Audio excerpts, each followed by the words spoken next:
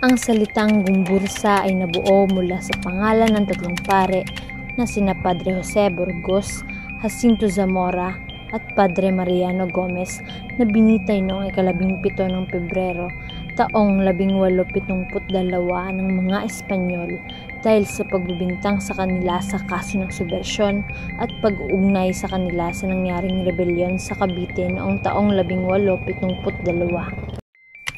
Noong Pebrero 17, taong 1872, ang kolonyal na pamahalaan ng Kastila sa Pilipinas ay sinumpaan ng tatlong pare na tinatawag na Gumbursa. Ang Cavite Mutiny ay sinasagawa sa pamamagitan ng pagtatanggal ng personal na benepisyo sa mga manggagawa tulad ng buwis at sapilitang pagtatrabaho ng pinamumunuan ni Gobernador General Rafael de Izquierdo. Di talaga makatarungan ng mga Kastila ngayon sa pagkuha ng ating mga karapatan. Sang-ayon ako dyan, ang dating benepisyo na meron tayong manggagawa ay nawala na parang wala. Tama yun.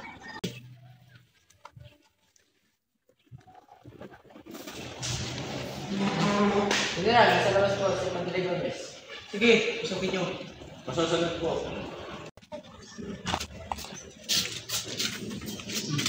Magandang umaga mga kawal. Maaari ko ba makausap ang general? Sandali at kakausapin ko si General. Halina, Padre, at sumunod sa akin.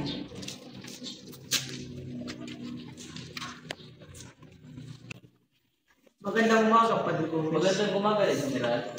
Mapupo kayo. Bakit po kayo napalito? Maaari ko bang hingin ang reforma ng lupa para sa mga magsasaka? Sige, papasukin nyo mga magsasaka. Masusunod po, General. Halina kayo, mga magsasaka.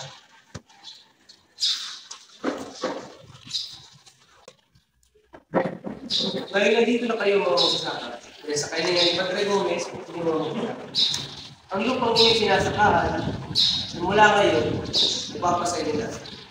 Kung ganyan ay ako'y labos ka nagpapasalamat sa iyo, General. Si Padre Burgos ay kilala sa kanyang pagtatanggol sa mga karapatan ng mga paring Pilipino matapos siyang tumutol sa panukalang sapilitang pagpapaalis sa mga paring Pilipino na naglilingkod bilang kura, paroko at papalitin ng mga paring Jesuita mula sa Espanya.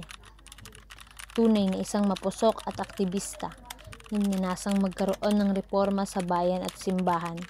Pinangunahan niya ang isang malaking pag-aalsa ng mga mag-aaral sa San Juan de Letran na ikinasawi ng isang mag-aaral.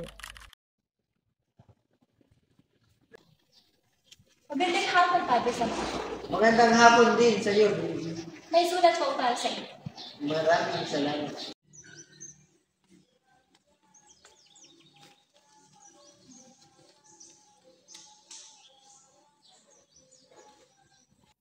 Ito ay isang pagsusona ng mga makapangyarihang Kastila dahil sa pagsusulsol ng mga Kastilang praile na naiinggit sa itinatag ng sekular ng mga paring Pilipino.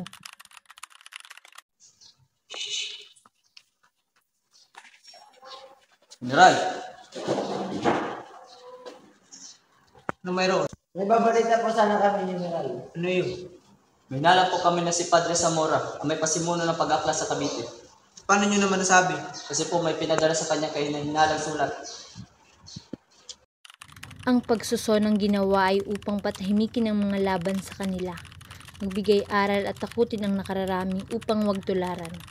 Mayroong ding nagsasabi na si Padre Zamora ay isang marangal na Pilipinong pare na kaya lamang dinakip ay dahil sa pagiging malapit niya kay Padre Burgos. Alas 5 ng umaga ng nasabing araw, hiniling ni Gobernador General Rafael de Izquierdo sa Arsobispo ng Maynila na bago magarote ang tatlong pare upang sila ay lalong mapahiya ay nararapat na ang mga ito ay hindi nakasuot ng kanilang abito.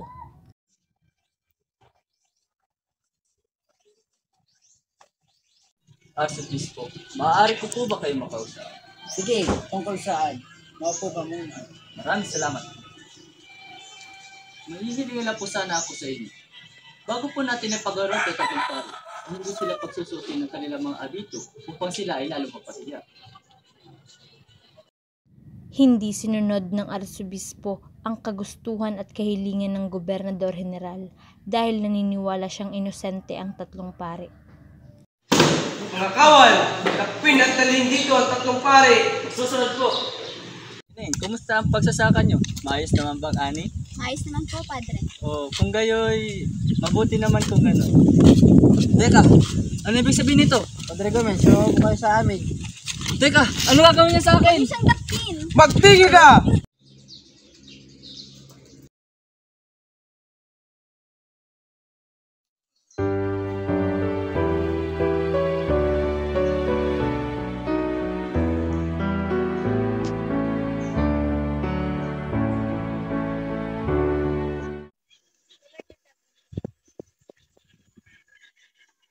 Kayong tatlo'y hatulan ng kamatayan sa pamamagitan ng paggarote.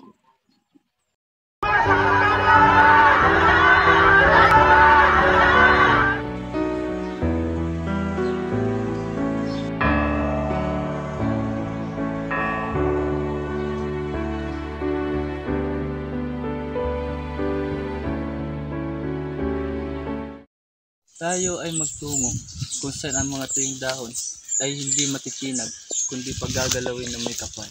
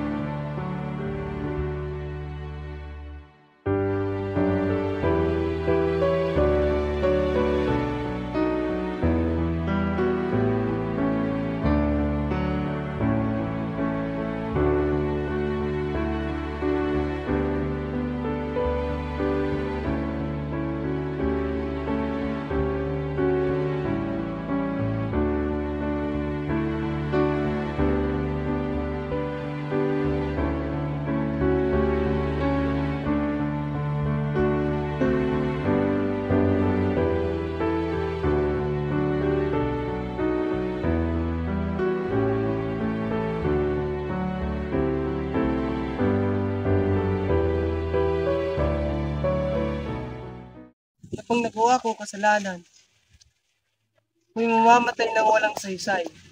Diyos ko, walang katarungan ang mundong ito.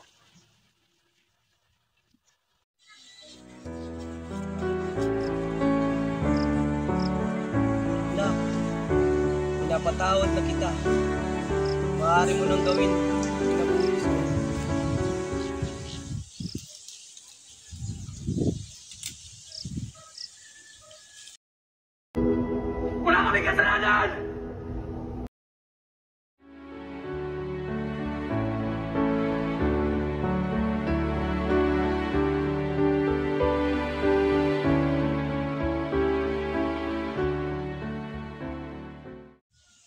Eto na po!